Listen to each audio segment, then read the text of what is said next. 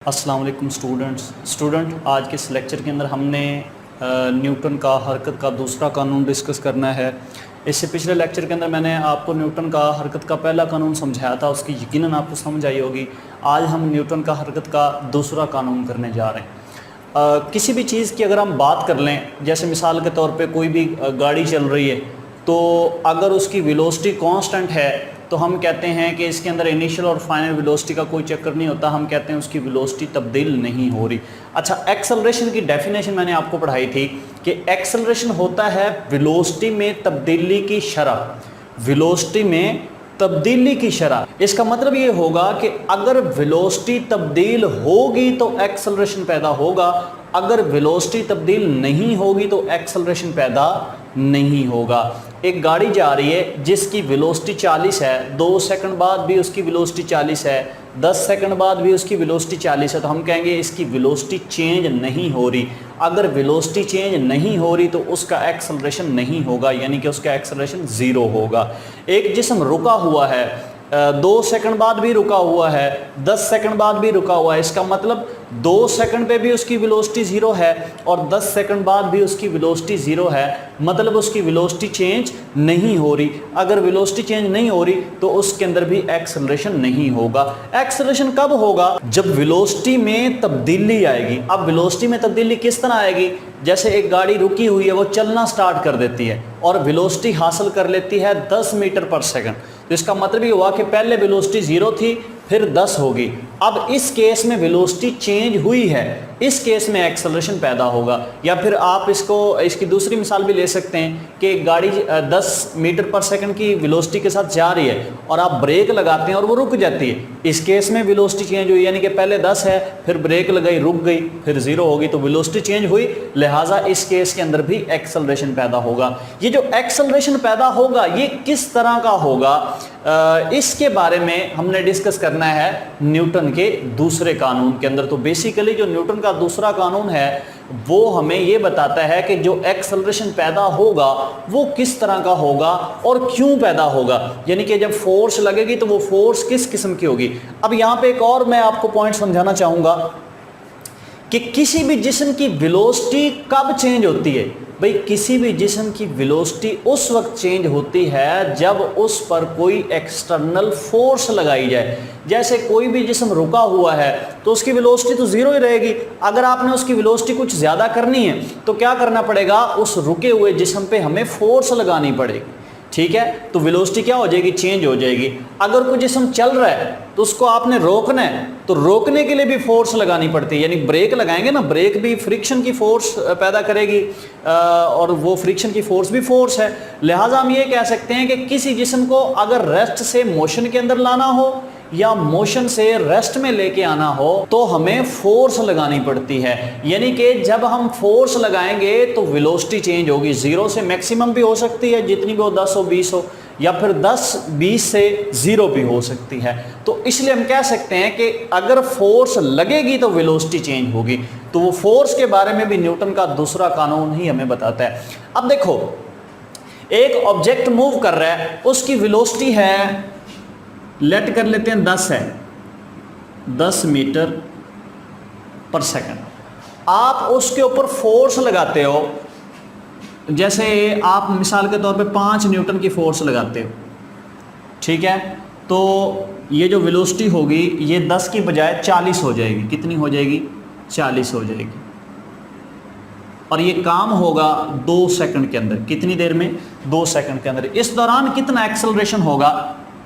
वो फार्मूला अगर हम लगाएं एक्सेलरेशन वाला, A = VF - VI/T, तो ये हमारे पास आ जाएगा 15। लेट कर लेते हैं कि उस वक्त एक्सेलरेशन कितना है? 15 है। यानी कि जब फोर्स 5 न्यूटन की है तो उस वक्त एक्सेलरेशन कितना है? 15 है। ये बात समझने वाली है। अच्छा, अब मिसाल के तौर पे इसके ऊपर 5 न्यूटन की बजाय अगर हम फोर्स ज़्यादा लगा दें, जैसे वेलोसिटी थी उसकी 10 और 2 सेकंड के लिए हमने फोर्स लगानी है, लेट कर लेते हैं हम फोर्स लगाते हैं 10 न्यूटन। अच्छा, 5 न्यूटन फोर्स लगाई थी तो ये 10 से कितना हो गया था? 40 हो गया था, ठीक है। अब हमने फोर्स 10 न्यूटन कर दी है, यानी कि फोर्स ज्यादा लग रही है, तो जाहिर है स्पीड भी क्या हो जाएगी, ज्यादा हो जाएगी, यानी कि 10 से 40 नहीं होगी बल्कि 10 से क्या हो जाएगी, लेट कर लेते हैं कि ये 80 मीटर पर सेकंड हो जाएगी। क्लियर है। इस दौरान एक्सेलरेशन कितना होगा, 35 मीटर पर सेकंड स्क्वायर लेट कर लेते हैं। अब यहां पे देखो, जब फोर्स 5 न्यूटन है तो एक्सेलरेशन कितना है, 15 मीटर पर सेकंड स्क्वायर। ठीक है। जब फोर्स 10 न्यूटन हो गई तो एक्सेलरेशन कितना हो गया, 35 मीटर पर सेकंड स्क्वायर हो गया। इसका मतलब ये होगा कि फोर्स जितनी ज्यादा लगाओगे एक्सेलरेशन भी उतना ही ज्यादा पैदा होगा, यानी कि बॉडी की स्पीड उतनी ही ज्यादा चेंज होगी। जितनी ज्यादा आप फोर्स लगाओगे ऑब्जेक्ट की स्पीड भी उतनी ही ज्यादा चेंज होगी और उतना ही ज्यादा एक्सेलरेशन होगा। अगर फोर्स कम होगी तो एक्सेलरेशन कम होगा। तो इसलिए हम कह सकते हैं कि एक्सेलरेशन और फोर्स एक दूसरे के डायरेक्टली प्रोपोर्शनल हैं, यानी कि एक्सेलरेशन जो है वो डायरेक्टली प्रोपोर्शनल है किसके, फोर्स के। यहां तक क्लियर है। अच्छा, अब दूसरा इसका पार्ट क्या है, दूसरी स्टेटमेंट इसकी एक्सेलरेशन और मास के बारे में है। अब जनरल सी एग्जांपल आप ले सकते हैं कि एक छोटी साइकिल है, ठीक है, उसके ऊपर आप 20 न्यूटन की फोर्स लगाते हो। कितनी फोर्स लगाते हो, 20 न्यूटन की। वो चलना स्टार्ट कर देगी। लेट करते हैं कि पहले वो साइकिल रुकी हुई थी, ठीक है, फिर आपने उसके ऊपर फोर्स लगाई 10 न्यूटन या 20 न्यूटन कह लो, जितनी भी लिख लें, 10 न्यूटन फोर्स लगाई और वेलोसिटी कितनी होगी, पहले 0 मीटर पर सेकंड थी और अब कितनी होगी, 20 मीटर पर सेकंड। समझा रही बात की। तो और ये काम जो है लेट करते हैं 2 सेकंड के लिए हुआ, 2 सेकंड के लिए, ठीक है। अब देखो साइकिल पे आपने फोर्स कितनी लगाई, 10 न्यूटन की, और उसकी वेलोसिटी कितनी होगी, 0 से 20 होगी। लेकिन अगर आप 2 सेकंड के लिए यही 10 न्यूटन की फोर्स किसी बड़े जिस्म पे लगाएं, जैसे ट्रेन है, तो क्या ट्रेन की वेलोसिटी भी 0 से 20 हो जाएगी? ऐसा नहीं होगा। ट्रेन को मूव करवाना मुश्किल होगा। साइकिल के ऊपर अगर आप फोर्स लगाते हो 10 न्यूटन की, तो वो तो मूव करना स्टार्ट हो जाएगा और उसकी वेलोसिटी 0 से जो है वो 20 हो जाएगी। लेकिन अगर हम ट्रेन की बात करें, उसके ऊपर अगर आप 10 न्यूटन फोर्स लगाओगे तो फिर उसकी वेलोसिटी जो है वो 0 से 20 नहीं होगी बल्कि कम होगी। तो इसलिए हम कह सकते हैं कि जितना ज्यादा मैस होगा एक्सेलरेशन उतना कम होगा। देखो ना, मैस साइकिल का क्या था, कम था, यानी कि उसकी वेलोसिटी 0 से 20 हो गई। इसके अंदर कुछ ना कुछ एक्सेलरेशन पैदा होगा। लेकिन अगर इस साइकिल की जगह पे कोई हैवी बॉडी हो, जैसे ट्रेन वगैरह हो, तो फिर उसकी वेलोसिटी के अंदर इतना चेंज नहीं आएगा। अगर चेंज कम आएगा तो इसका मतलब ये हुआ कि उस बॉडी के अंदर पैदा होने वाला एक्सेलरेशन भी क्या होगा, कम होगा। ये एक्सेलरेशन कम क्यों हुआ? क्योंकि ऑब्जेक्ट का मास ज्यादा हो गया। तो आम लफ्जों में आप कह सकते हैं कि जिसका मास कम होता है उसके अंदर एक्सेलरेशन पैदा करवाना आसान होता है, लेकिन जिसका मास ज्यादा होता है उसके अंदर एक्सेलरेशन पैदा करवाना बहुत मुश्किल होता है और वो बहुत ही कम एक्सेलरेशन पैदा होता है। तो इससे ये जाहिर होता है कि ये एक्सेलरेशन और मास एक दूसरे के इनवर्सली प्रोपोर्शनल हैं। तो हम यहां पे लिख सकते हैं acceleration is inversely proportional to mass. ठीक है जी, इसको आप इक्वेशन 2 कह दें।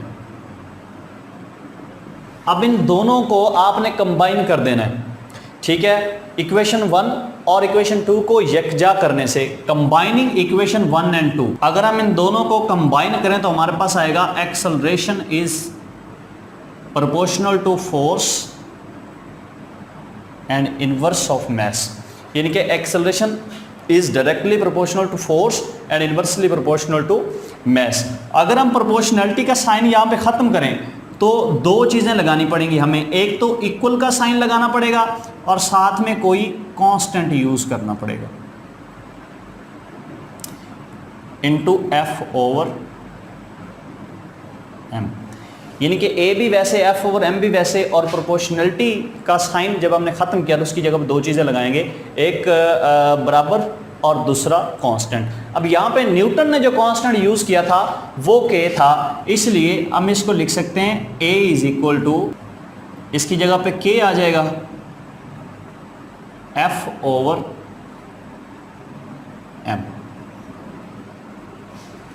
ठीक है जी। अब यहां पे अगर आप देखें तो जो k की वैल्यू है सिस्टम इंटरनेशनल के अंदर कौन सा कांस्टेंट, ये न्यूटन कांस्टेंट इसको बोलते हैं, और इसकी वैल्यू सिस्टम इंटरनेशनल के अंदर 1 है। तो जब यहां पे 1 पुट करेंगे k की जगह पे तो हमारे पास क्या आ जाएगा, a is equal to F/m। अब m इधर क्या हो रहा है, डिवाइड हो रहा है, दूसरी साइड पे जाके मल्टीप्लाई हो जाएगा, तो क्या बन जाएगा, ma is equal to f। तो इसको आप तरतीब लगा के लिख सकते हैं f is equal to m में। ठीक है जी। तो यही न्यूटन का दूसरा कानून है। न्यूटन का तीसरा कानून क्या है, यहाँ पे बेसिकली आपका जो टेक्स्ट बुक है इसमें न्यूटन के दूसरे कानून के बाद उसने टॉपिक दिया हुआ है मैस एंड वेट, और फिर उसके बाद उसने न्यूटन थर्ड लॉ दिया हुआ है। तो मैं यहाँ पे पहले आपको थर्ड लॉ पढ़ाऊंगा, क्योंकि हमने पहला न्यूटन का पहला कानून किया, फिर दूसरा किया, फिर हमें तीसरा करना चाहिए। अच्छा, अगला जो लेक्चर होगा उसमें आपको जो है मैस और वेट के बारे में बता दिया जाएगा। तो न्यूटन का तीसरा कानून क्या है, न्यूटन का तीसरा कानून ये है कि हर एक्शन का एक रिएक्शन होता है। ठीक है, या फिर आप यूं कह सकते हैं कि हर एक्शन का एक बराबर मगर मुखालिफ रिएक्शन होता है, या फिर इसको आप यूं भी कह सकते हैं हर एक्शन फोर्स की एक रिएक्शन फोर्स जरूर मौजूद होती है जो एक्शन फोर्स के इक्वल होती है, लेकिन डायरेक्शन में क्या होती है, मुखालिफ होती है। यानी कि एक्शन की फोर्स और रिएक्शन की फोर्स ये दोनों बराबर होती हैं, लेकिन इनकी डायरेक्शन क्या होती है, एक दूसरे के अपोजिट होती है, यानी कि एक दूसरे के ये खिलाफ होती हैं, मिकदार में क्या होती हैं, बराबर होती हैं। जैसे हम जमीन पे फोर्स लगाते हैं, पीछे की जानब जमीन को धकेलते हैं, ये हमारी एक्शन की फोर्स है। जमीन बदले में हमें आगे की जानब जो है मूव करवाती है, तो ये जमीन की रिएक्शन की फोर्स है। ठीक है, एक बुक है जो कि टेबल के ऊपर पड़ी हुई है, तो बुक का कुछ ना कुछ वजन होगा, वजन एक फोर्स है, लिहाजा वो फोर्स जो है वो टेबल के ऊपर नीचे की जानब बुक लगाएगी, लेकिन टेबल क्या करेगा, रिएक्शन के तौर पे उसके ऊपर फोर्स ऊपर की जानब लगाएगा, जिसकी वजह से बुक जो है वो स्टेबल रहेगी। जितनी फोर्स नीचे होगी उतनी फोर्स ऊपर की जानब होगी। समझा रही बात की? तो हर एक्शन का एक बराबर मगर मुखालिफ रिएक्शन होता है। हर एक्शन फोर्स की बराबर मगर एक मुखालिफ रिएक्शन फोर्स होती है। इन दोनों में से जो भी डेफिनेशन आप करना चाहें कर सकते हैं। To every action there is always an equal but opposite reaction, कि हर एक्शन का एक बराबर मगर मुखालिफ रिएक्शन होता है। इसकी एग्जांपल्स भी मैंने आपको दे दी है, शॉर्ट के तौर पे ही आएगा। ठीक है, इसकी एग्जांपल मैंने आपको दी है, जैसे बुक है टेबल के ऊपर पड़ी हुई है, तो बुक नीचे की जानब फोर्स लगाती है, टेबल ऊपर की जानब फोर्स लगाता है, तो एक्शन और रिएक्शन बराबर होंगे, लिहाजा ये बुक जो है वो कहीं पे भी मूव नहीं करती। रॉकेट की एग्जांपल आप ले सकते हैं, रॉकेट ऊपर की जानब मूव करता है और उसमें से निकलने वाली जो फोर्सेस हैं वो डाउनवर्ड डायरेक्शन में मूव करती हैं। ठीक है, उसके बाद अगर आप इसकी जो है बालून की एग्जांपल लें, तो वो जो गैस बालून होते हैं, तो वो बालून ऊपर की जानब मूव करेगा और उसमें से निकलने वाली गैस जो है वो रिएक्शन के तौर पे नीचे की जानब उसी स्पीड के साथ, उसी फोर्स के साथ निकलेगी। तो इसलिए हम कह सकते हैं कि हर एक्शन का एक बराबर मगर मुखालिफ रिएक्शन होता है। तो आज के लेक्चर के अंदर जस्ट आपको ये दो कवानीन समझाने थे, न्यूटन का दूसरा कानून और न्यूटन का तीसरा कानून। नेक्स्ट लेक्चर बहुत अहम होगा, उसके अंदर हमने मैस और वेट के दरमियान डिफरेंस करना है, इन दोनों के दरमियान क्या फर्क है। आज के लेक्चर को यहीं पे खत्म करते हैं। अल्लाह हाफिज।